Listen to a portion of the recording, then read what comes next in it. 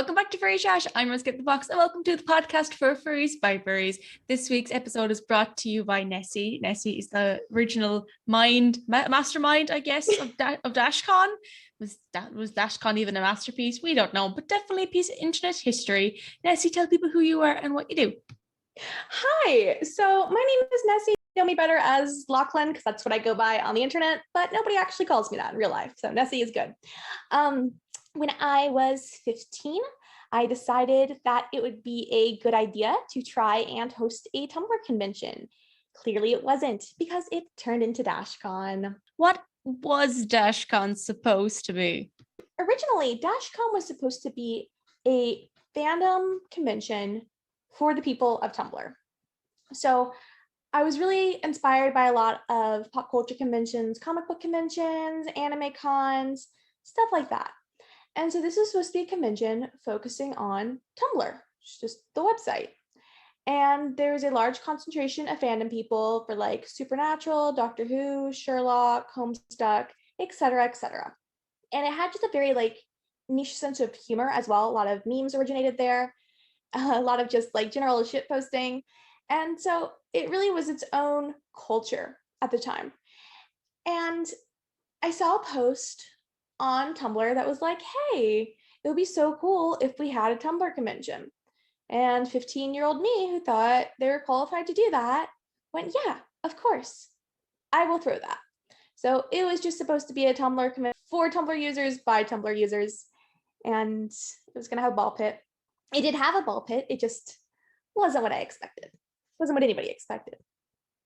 And if anyone's thinking that ball pit picture that everyone has in their mind from the internet, yes, it's that ball pit. It is that one. And if you Google Dashcon ball pit and you see the one that says like greeting from Dashcon, where there's like a bunch of people just like in the pit, and like the bounce house in the background, I'm in that photo. I'm in the green dress. I'm wearing a tiara. And I still actually have that tiara. It is in my craft room, just like on the other side of the house. And you're also the paper bag girl. Can we just give a bit context to that as well?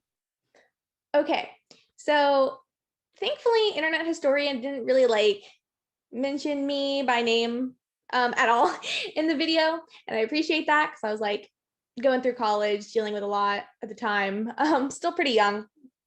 But in his video, they're like, yeah, somebody held up a paper bag. And then you just hear a girl shouting, we have a bag. That was me. And I was dressed up in like full Homestuck cosplay. But what had happened was I was in the middle of like a Homestuck Ask panel with one of the convention owners. And then another one of the owners came and like pulled me out. I was basically like, hey, Lochlan, we don't have any money. So we have to gather everybody in the ballroom. So everybody was kind of shoved into the ballroom. And I didn't really know what was going on other than what I heard. So like everybody else, we all heard the same thing.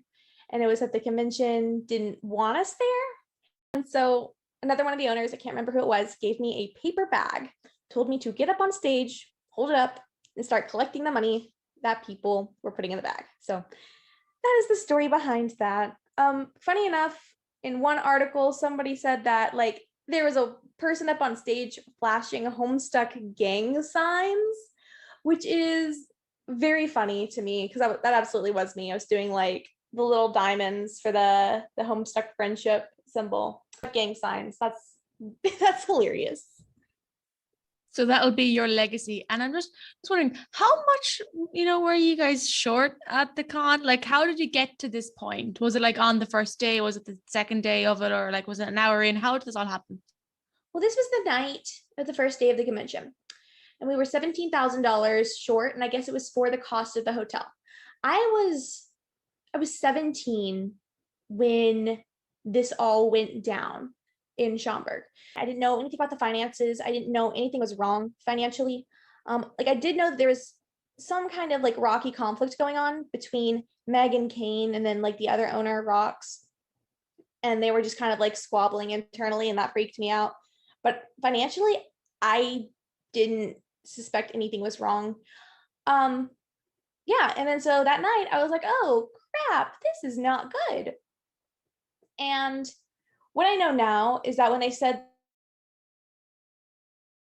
that, oh, the convention doesn't want us there, they want to kick us out. It wasn't they want to kick us out because we're like homestucks and just weeaboos and crap. It was the attendance number wasn't what the owners said it was going to be, and that the payment plan was, well, they can pay at the end of the weekend. But when the hotel saw that the number of attendees was exponentially lower than what it said it was, they did the smart thing. Like, I don't blame them. I would have done the same thing. But yeah, so they needed $17,000, and a lot of the money was like staff members maxing out their cards, security members maxing out their cards. I think like the least amount of money was like in cash payments. So people will be like, oh, well, it says you only collected $6,000. And it's like, yep, that's correct, in that ballroom in cash. But either way, it never should have happened. And it's really unfortunate. And I think what frustrates me most is that besides the hotel who got all of the money, like nobody got paid back. And I wish that I could do something about that for real. But I was a minor at the time, and then I turned 18, and it's like, okay, well, I still don't have like the money. Like, it wasn't something that I could ever control, and I think that's what frustrated me the most. Just that an idea that I had when I was 15 just turned into a giant failure. So yeah. I mean, if nothing, it's definitely a big chunk of like history of how not to run a convention. Exactly. And it did produce like very funny memes, which is great. Everybody loves a good meme. I love a good meme. So that makes me happy. Got home. My dad had a picture of the ball pit pulled up on the big screen TV. This was like connected to our computer. And then he like added a picture of me like circled. It's like, is this you? It's like, yeah. Thanks, Sean. Don't need that in my life. So it became kind of like a household thing too. But now I can laugh about it, and now I find it just really hilarious. I don't find the fact that people, never got refunds funny. I don't find the fact that I got, yelled at and berated by like one of the male owners funny. I don't find the fact that people, including myself, got locked out of their hotel rooms funny. But the memes, like the ball pit and the $17,000 and the extra hour, all of that, hilarious. That is top tier comedy. I know the reason for the extra hour. So originally, when I pitched the ball pit idea, it was supposed to be huge. It was supposed to be like, 12 feet by 12 feet. It was supposed to be big enough for like several people, an adult-sized ball pit that people could get in and hang out in, talk to friends, meet new people. That is what expected, and that is what I guess was shown on the website that it was ordered from. When the extra hour in the ball pit post was made, the person, I can't remember who saw it, but the person who made the post had not seen the ball pit. So what they were assuming was, okay, well, we can rent out the ball pit for an extra hour. That's a good gift, good way to give back people who helped us. And if it was like a proper sized ball pit, if it was like, as big as it was supposed to be, yeah, that would be great. However, it was a deflated kiddie pool. So it added just like sense of comedy to it. It was just so small and so depressing and just sad to look at. It's like Eeyore, the Eeyore of convention entertainment. I mean, if nothing, it has stood the test of time. I know. It's been like 7 years now, and people are still regularly making ball pit jokes. I'm like, hey, that was my idea. I'm funny. Because I mean, I feel like the ball pit was a good idea, and I'm not gonna go back on that. Having a large ball pit that you and your friends can chill in is a very good idea. However, not executed properly. So, c'est la vie. And have you since then like gone to make any other conventions, or has this completely and utterly deterred you from doing so? I've not worked at any other conventions, but I still go to conventions regularly. Not so much during the pandemic, but I did virtual stuff for Africa Comic Con. I've been to Anime Expo. I went to Denver Comic Con for like 7 years in a row, before I moved to Cape Town. I'm running panels, interviewing guests, stuff like that. I've guested at a bunch of My Little Pony conventions, some comic conventions for cosplay stuff. I am going to, I think, Grand Rapids Comic Con in Michigan in November. They're having me as a guest. And then I was just invited to guest at another convention in October. So I do still regularly attend conventions, and I love it. And I think it is a great way to meet new people and discuss kind of odd interests and just have a good time. So overall, what would be some of your advice, I guess, experience, guidance to those who want to start conventions post-pandemic? So my number one piece of advice, and I wish that I had understood this when I was younger, is that no amount of intelligence will make up for lack of experience. I was very, very smart when I was doing the Dashcon thing.